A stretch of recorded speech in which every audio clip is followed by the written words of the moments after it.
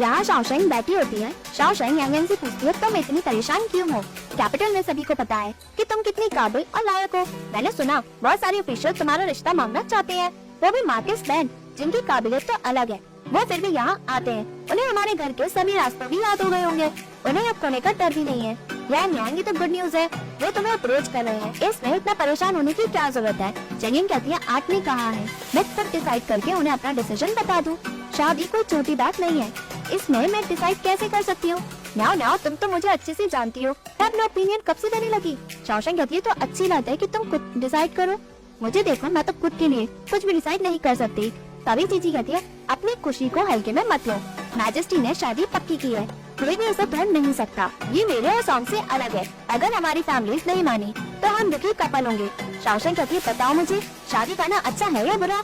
मैं अपने आप को और भी फ्रस्ट्रेटेड फील कर रही हूँ। चीची कहती है मुझे नहीं पता, मैं किसी के घर में शादी नहीं करूँगी, मैं बस अपना हस्बैंड ले जाऊंगी।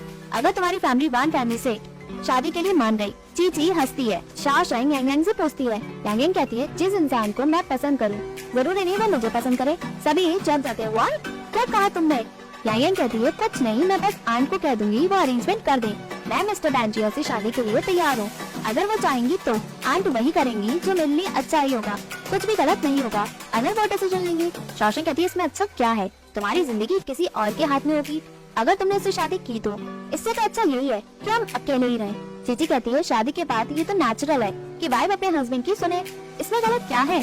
तुम्हारा सेकंड ब्रदर हमेशा मेरी सुनता है, वो मेरी बात को मना करने की हिम्मत नहीं रखता। ऐसा लगता है वो भी इसे एंजॉय करता है। शाओशेंग कहती है तुम उल्टी बात कह रही हो, ये अलग है, तुम्हें क्या समझ आएगा अगर मैं तुम्हें बता भी दूं? चीची कहती है वो कैसे? वो उठती है और कहती है मैन और वुमेन का रिलेशन बहुत सिंपल है। ये जस्ट ऐसा है जैसे अगर आप एक दूसरे को पसंद करते हो तो आप एक साथ में रहते हो, अगर नहीं तो अलग हो जाते हो। तुम इतनी चिंता क्यों कर रही हो? तुम ऐसी नहीं हो। मैं तुमसे पूछ रही हूँ तुम मेरी मूवी के लिए क्या महसूस करती हो? क्या तुम इसे पसंद करती हो? शाओशेंग कहती है मैं नहीं जानती, ज्यादातर वक्त मैं खुश होती हूँ जब मैं उसके साथ होती हूँ। मुझे लगता है कि मैं उसे पसंद करती हूँ, बट जब मैं उसके साथ कुछ वक्त बिताती हूँ बाद में वो मुझे गुस्सा दिला देता है। मुझे उसके साथ रहने में सफोकेट फील होता है। चीची कहती है तुम्हारा सेकंड ब्रदर और मैं लड़ने मरने को तैयार थे, बट लड़ने के बाद हम एक साथ हो जाते हैं। सोचो जरा तुम सबसे ज्यादा खुश या दुखी कब रहती हो? जब तुम उसके साथ रहती हो। क्या वो तुम्हें खुश ज्यादा टाइम लगता है या तुम्हें सबसे ज्यादा अपसेट करता है?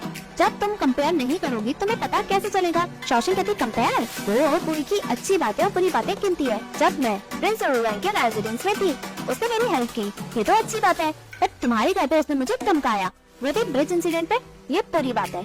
एक अच्छी और एक बुरी बात है, दोनों इक्वल हो गए। जब मैं डेंजर में थी वह काउंटी में उसने मेरी जिंदगी बचाई, तब जब मैं माउंट ओवर में भी थी उसने तब भी मुझे बचाया और उसने मैजेस्टी से ये रिश्ता पक्का करवाया, वो भी मेरी रजामंदी जाने बिना। फिर वो मेरी जिंदगी में इंटरफेयर करने लगा, ना तो मुझे वो खाने देता और ना ही मुझे ढंग से सोने देता। ये भी इक्वल हो गए। चीची कहती है ये इक्वल कैसे हो सकते हैं? शाओशेंग कहती है क्यों नहीं?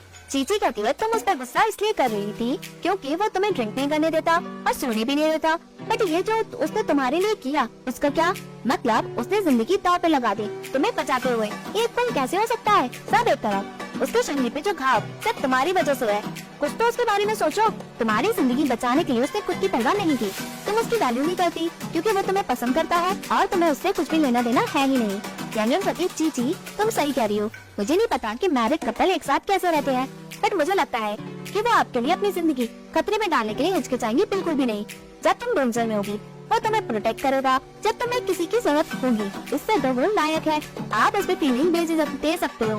रिलेशनशिप में सिंसियर होना जरूरी है, किसी को भी गिरने ना देना। शाओशेंग सब सुनती और सोचती है, तभी वो एकदम से उठ के भाग जाती है। यांग कहती है न्याओ न्याओ। चीची कहती है कहाँ जा रही है? तुमने खाना भी नहीं खाया। शाओशेंग कहती है फूड एंड कैरेज तैयार करो। रुको नहीं, वो तैयार करो।